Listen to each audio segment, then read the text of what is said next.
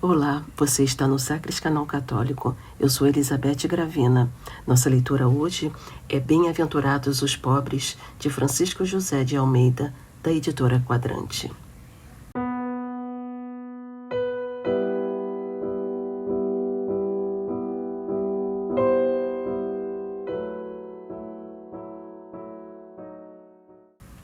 Pobreza efetiva.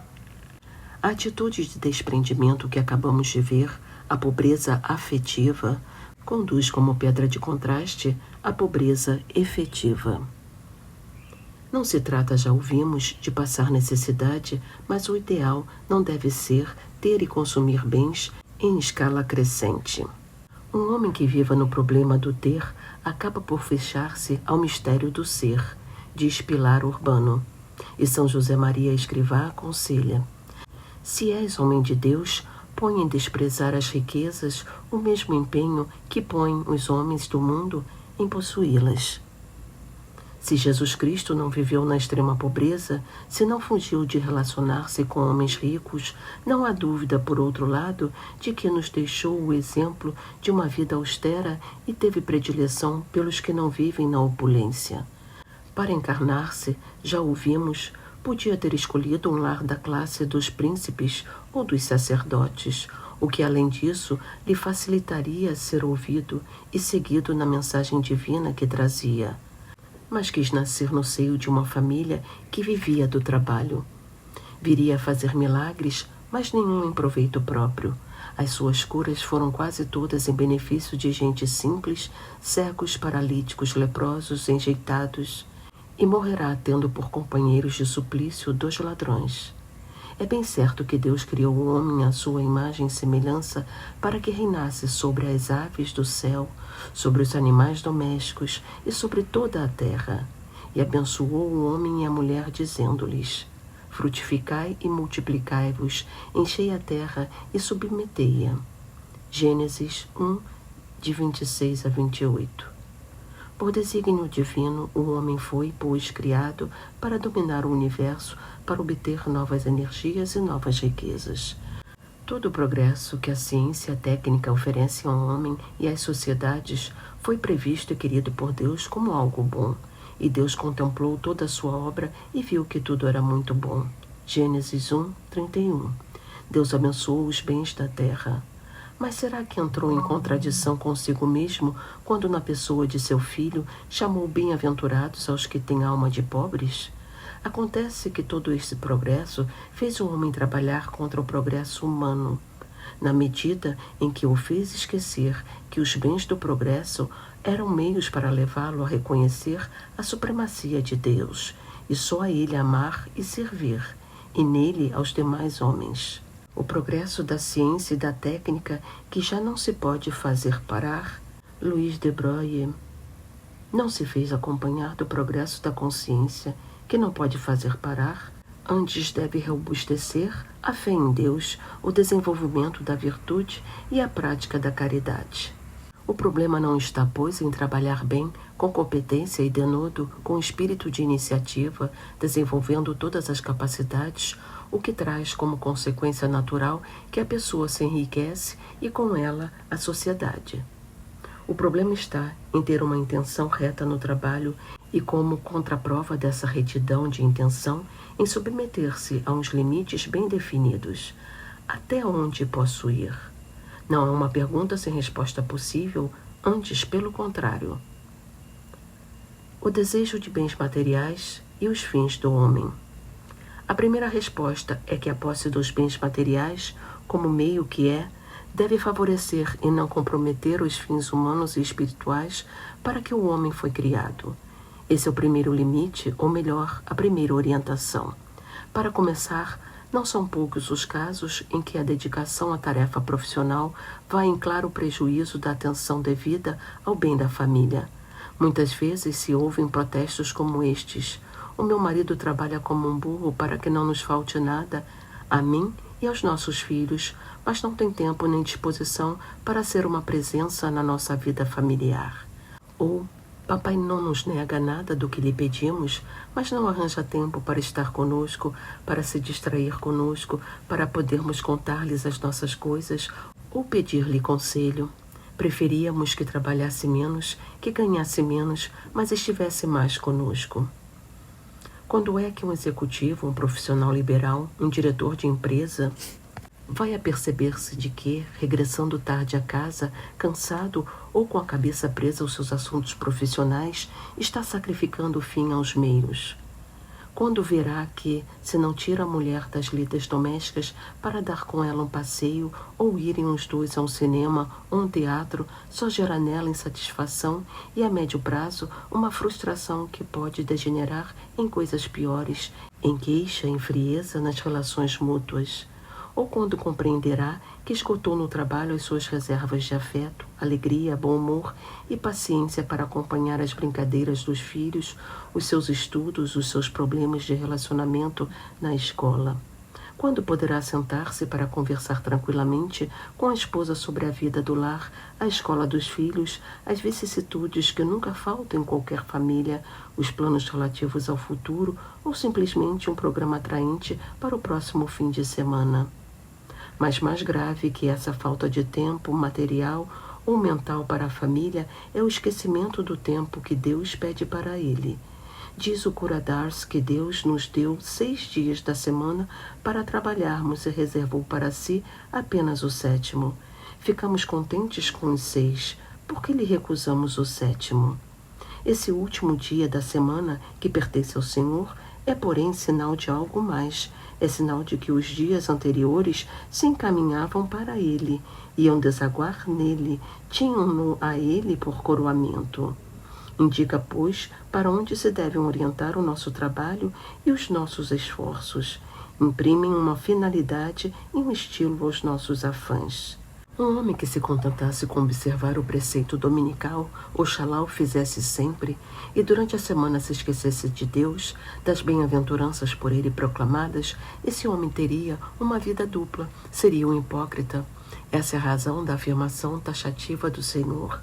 Ninguém pode servir a 2 senhores, porque ou há de odiar um e amar o outro, ou há de afeiçoar-se ao primeiro e desprezar o segundo. Não podeis servir a Deus e a Mamon, o Deus da riqueza. Mateus 6, 24. Mamon era um ídolo ao qual alguns dos povos que rodeavam Israel prestavam culto. Ora, servir era, nos tempos bíblicos, sinônimo de exclusividade. Por isso, ou se servia a Deus e se desprezavam as riquezas, ou se serviam as riquezas e se desprezava a Deus. Não é outra razão pela qual um homem instalado no afã de enriquecer não consegue ter Deus presente nas suas ocupações. Não é capaz de tornar compatíveis as muitas horas de trabalho com os momentos diários para que antes ou depois do trabalho passar por uma igreja ou ler um trecho do Evangelho e de algum livro espiritual ou fazer uns minutos de oração, um colóquio íntimo com Deus, o único amigo que jamais atraiçoa e que está mais interessado do que nós nas nossas coisas. Ou ainda para conversar com o colega de trabalho que ele vê infeliz e insatisfeito, numa vida sem dimensão da fé.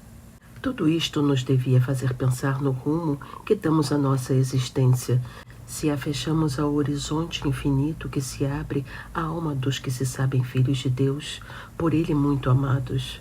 Não seríamos homens que empreenderam a sua alma nos muros asfixiantes dos muitos afazeres e neles encontraram o substantivo de Deus? Não ter supérfluos. Aqui está outro limite bem claro para o enriquecimento sem limites. Estamos cansados de ver noticiados nos jornais as festas que dão os que vivem na opulência, festas de aniversário, de casamento, de debutantes. É a indústria do luxo, do exibicionismo que ganha expressões risíveis até nos funerais. Vale a pena transcrever trechos de um mordaz artigo de uns meses atrás. Gosto de funerais por motivos essencialmente cênicos. Qualquer funeral é incomparavelmente melhor do que todas as peças da Broadway a que assisti. As marcações são perfeitas. Os figurantes não desiludem. O ator principal não tem caprichos de estrela e, mesmo deitado, cumpre o papel na perfeição. Eu sei, eu vi, eu toquei. Junto às urnas de 3 cavalheiros, passei revistas gravatas. 2 de lã, uma de seda. Impossível conter a emoção. Alguns dos presentes aproximaram-se de mim, procurando consolar o meu pranto. É seda, murmurava eu incrédulo. Não é cedo, não. É a vida, diziam eles com um sorriso de compaixão. Os desfiles da eternidade. Com fotos dos modelos, descrições apuradas das coleções, comparação de tendências nos funerais outono, inverno e primavera-verão, e de vez em quando um prêmio especial para o defunto mais elegante do bairro. E vale a pena ainda citar trechos de um artigo-reportagem sobre os preparativos da festa que uma senhora da sociedade daria para comemorar os 15 anos de sua filha. Por razões óbvias, omitimos o nome da protagonista e da filha. Vai ser uma coisa diferenciada, disse a senhora. Já faz 2 meses que cuido da organização. São mais de 30 fornecedores. O cerimonial vai ficar com a Marina Bandeira, que fez casamentos dos Safra e dos Clabin. As rosas serão colombianas. As máscaras são feitas pela Gigi, que cuida dos principais destaques do carnaval aqui em São Paulo. Eu sou destaque há 10 anos. Contou que a celebração seria para 300 convidados e contaria com um quarteto de cordas de músicos da Orquestra Sinfônica do Estado de São Paulo e uma acrobata do Cirque du Soleil. Prosseguiu. Eu te falei dos convites? São todos vermelhos, feito pela Cris Armentano. E o buffet é do França. Minha filha estuda com a neta do França. Vou servir caviar, trufa, carré de cordeiros. A senhora usa bolsa e pasta Louis Vuitton? Desde pequena, diz ela. Meu avô me dava porque era boa e resistente. Costuma vestir-se com roupas monocromáticas, de preferência com o nome da grife aparecendo, combinando com um dos seus 560 pares de sapatos. Aos 51 anos, acumula 3 casamentos e 3 divórcios. Sou ótima para cuidar de casa, mas não tenho paciência com maridos, explicou. Mora com a filha em um apartamento de 4 quartos em Higienópolis. Na decoração, destacam-se uma onça de pelúcia, miniaturas de Buda, 8 tapetes persas, 2 quadros de Cavalcante, um de Lazar Segal e um de Portinari. Além da filha, o apartamento é habitado por 3 cachorras tamanho PP, a Maltês Thailand, Flor de Pessegueiro, em mandarim, e as Yorkshire Malin, Viver em Harmonia, na mesma língua, e Belinha. As 3 têm direito a banheiro e armário próprio, tomam banho às terças em casa e aos sábados no Encrenquinhas Pet Shop. Quando as leva para passear, a senhora costuma vestir casaco Prada Sport, jaqueta Versace, um conjunto de Juicy Courtier. Não é porque é Prada, é que a roupa me cai bem. Justifica. Em dias de chuva, as 3 cadelas passeiam uma espécie de carrinho para bebê, só que feito exclusivamente para caninos, de forma a não sujar os pés. Depois deste inciso caricaturesco que nos deve ter divertido, resta perguntar o que isso tem a ver conosco, que não gostamos de extravagâncias. Quem está sem culpa joga a primeira pedra. João 8,7. Diz-nos o Senhor no Evangelho. Não haverá em nós uma ponta de tudo isso? E se não há, não será apenas porque não podemos? Há quem se sinta inferiorizado por nunca ter almoçado no máximo, onde alguns têm mesa cativa, por não usar camisas com grife, por não passear pela Avenida Europa, nas tardes de domingo com a sua Mercedes esportiva ou a sua Harley Davidson turbinada unicamente para ser visto. E por aí vai, como dizia a senhora. E dentro dos limites do que podemos, não teremos de reconhecer os pequenos luxos a que de vez em quando nos damos por exceção, ou até fora dos nossos limites. Dizia alguém que status é comprar uma coisa que você não quer com o dinheiro que você não tem para mostrar a gente de quem você não gosta uma pessoa que você não é. E o nosso gosto por colecionar?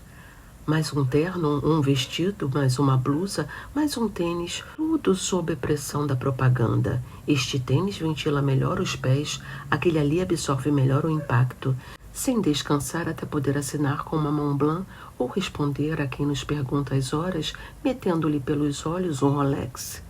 As tentações estão à vista, por exemplo, as liquidações. Sabemos que é um truque de que se vale o comércio para que se compre o desnecessário. Contava um conhecido meu que a esposa lhe telefonou do shopping pedindo-lhe que a fosse buscar porque tinha esquecido as chaves dentro do carro. Mas não se apresse, disse-lhe. Era um período de liquidação após as gastanças do Natal. Lembrando-se de que a mulher tinha com ela o cartão de crédito, que na época começava a difundir-se, o marido não pensou duas vezes. Saiu do escritório em disparada para apagar o incêndio antes que fosse tarde. O dinheiro que nos sobra. Santo Agostinho diz que se possuem coisas alheias quando se possui o supérfluo e que o supérfluo é o necessário dos pobres. Os supérfluos, mesmo que em ponto pequeno, são o cemitério do espírito de pobreza e o coveiro, o nosso espírito de exibição e fatuidade. O que fazer? Lemos em caminho. Divide-se se aflua nolite cora ponere. Se vierem às tuas mãos as riquezas, não queiras pôr nelas o teu coração. Anima-te a empregá-las generosamente e, se for preciso, heroicamente. É verdade que devemos ter uma certa folga nos recursos de que dispomos. É verdade que constitui um dever pensar em provisões para as eventualidades. Mas daí a amealhar indefinidamente, lembra a atitude do homem que foi à farmácia pedir um remédio para a mordida de tartaruga. Mas foi mordido? Perguntou-lhe o farmacêutico. Não, é que a tartaruga vem vindo. Não façamos do justo e necessário espírito de previsão um álibi para a avareza. Nos dias que correm, é fácil convencermos-nos de que não temos recursos de sobra. Precisamos de tudo o que ganhamos e precisaríamos de mais. Ora, o espírito de pobreza traz consigo a disposição de compartilhar. Porque sempre haverá à nossa volta quem seja mais pobre que nós, quem precise de pão para não morrer de fome e não possa esperar que eu faça os meus cálculos para ver se me sobra algo com que ajudá-lo. Quando me sobrar, dizemos, mas quando nos vai sobrar? O Catecismo da Igreja Católica recorda as vigorosas palavras de São João Crisóstomo. Não fazer os pobres participar dos bens próprios é roubá-los e tirar-lhes a vida. Os bens que aferrolhamos não são nossos, mas deles. E São Gregório Magno, quando damos aos pobres as coisas indispensáveis, não lhes fazemos generosidades pessoais, apenas lhes restituímos o que lhes pertence. Certa pessoa comprometera-se em época de vacas gordas a dar uma contribuição mensal significativa para uma obra de caridade. A roda da fortuna girou e ela ficou numa situação de aperto, mas manteve o seu compromisso. Dizia, antes dava do que me sobrava, agora sou feliz porque dou do que não me sobra. É preciso aprender a dar. É uma questão de sensibilidade que o seguimento de Cristo aguça. O pecado do rico Epulão na parábola do Evangelho resultou, sobretudo, de que ele não viu Lázaro à porta da sua casa. É preciso abrir os olhos, ganhar consciência, mover e educar o coração, instilando nele os sentimentos de Cristo, que, para alimentar os que o seguiam, fez e repetiu o milagre da multiplicação dos pães. No caos de que se seguiu a Segunda Guerra Mundial, um monge premonstratense holandês, o padre Winfried van Straten, fundou uma obra intitulada Ajuda à Igreja Necessitada, que a partir da década de 40 mobilizou e vem mobilizando recursos vultosos para ir em socorro dos pobres, dos oprimidos, dos exilados, num vasto leque de iniciativas. Eis como o padre Straten descreveu num livro a sua vocação. O essencial da minha vocação não é a distribuição de toicinho para os alemães que foram expulsos ou de pequenos automóveis para os sacerdotes com a mochila às costas, ou a construção de emissoras de rádio a serviço dos analfabetos nos países em vias de desenvolvimento, ou a edição de livros para a propaganda por trás da cortina de ferro, ou as capelas escola no Vietnã, ou os pacotes para os condenados a trabalhos forçados na Sibéria. O essencial da minha vocação é secar as lágrimas de Deus em todos os lugares em que Ele chora. Deus não chora nos céus, onde habita numa luz inacessível e onde goza eternamente de uma felicidade infinita. Deus chora na terra. As lágrimas deslizam ininterruptamente pelo rosto divino de Jesus. Mesmo sendo um com um Pai Celeste, aqui na terra sobrevive e sofre. As lágrimas dos pobres são as suas lágrimas, porque ele quis identificar-se totalmente com eles. E as lágrimas de Cristo são lágrimas de Deus. Deste modo, Deus chora em todos os aflitos, em todos os que sofrem, em todos os que choram no nosso tempo. Não podemos amá-los se não lhes enxugarmos as lágrimas. Por isso comecei minha peregrinação através dos desertos de escombros e dos campos de barracões da Alemanha derrotada, através dos territórios de prófugos da Europa e da Ásia, através das repúblicas populares comunistas, através da cristã feudal América Latina e de todos os países e continentes em que Deus chora. Alguma coisa desta minha peregrinação ficou plasmada neste livro. Escrevi-o para todos aqueles que me ajudaram a enxugar as lágrimas de Deus. Mas Deus chora ainda outras lágrimas. Chora pelos que não choram a situação de pecado em que se encontram, pelos que se endurecem no mal. Um pecador é alguém que vive num estado de pobreza mais aflitiva que as dos bens materiais. Entre tantas outras razões, porque, se há pobreza no mundo, deve-se em boa parte aos que tiraram os olhos de Deus e os fixaram unicamente nos bens materiais. Neles está a injustiça que levou o apóstolo São Tiago a escrever estas palavras duras. Vós, ricos, chorai e gemei por causa das desgraças que virão sobre vós. As vossas riquezas apodreceram e as vossas roupas foram comidas pela traça. O vosso ouro e a vossa prata enferrujaram-se, e a sua ferrugem dará testemunho contra vós e devorará as vossas carnes como fogo. Tendes vivido em delícias e dissoluções sobre a terra, fartos como um animal que se engorda para o dia da matança. Tiago 5, de 1 a 5. E no Apocalipse o apóstolo São João insiste. Dizes, sou rico, faço bons negócios, de nada necessito, e não sabes que és infeliz, miserável, pobre, cego e nu. Aconselho-te que compres de mim ouro provado no fogo, para ficares rico, roupas alvas para te vestires, a fim de que não apareça a vergonha da tua nudez, e um colírio para ungir os olhos, de modo que possas ver claro.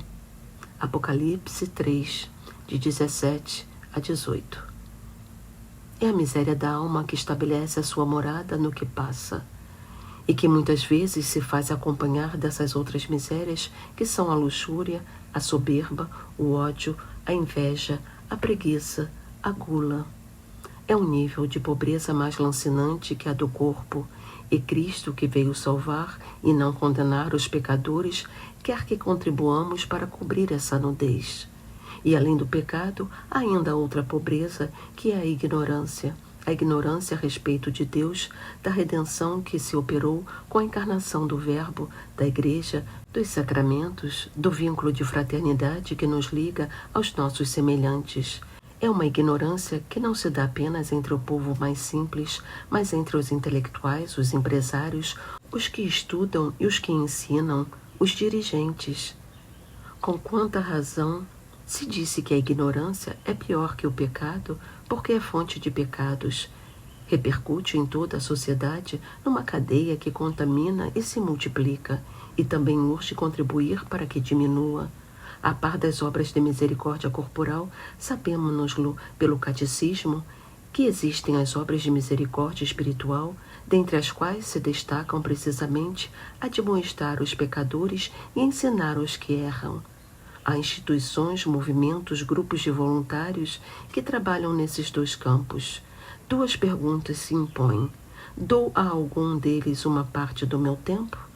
E se as minhas ocupações não me permitem fazê-lo, ajudo economicamente alguma dessas iniciativas, esperançadas em reduzir uma pobreza que impressiona menos que a pobreza material, mas tem efeitos tão ou mais devastadores? Um exemplo entre dezenas desta ajuda. Livros. Estendi a mão como um pobrezinho de Cristo e pedi livros. Livros que são alimento para a inteligência católica, apostólica e romana de muitos jovens universitários. Estendi a mão como um pobrezinho de Cristo e sofri cada decepção. Por que será que não entendem, Jesus, a profunda caridade cristã dessa esmola mais eficaz do que dar pão de bom trigo?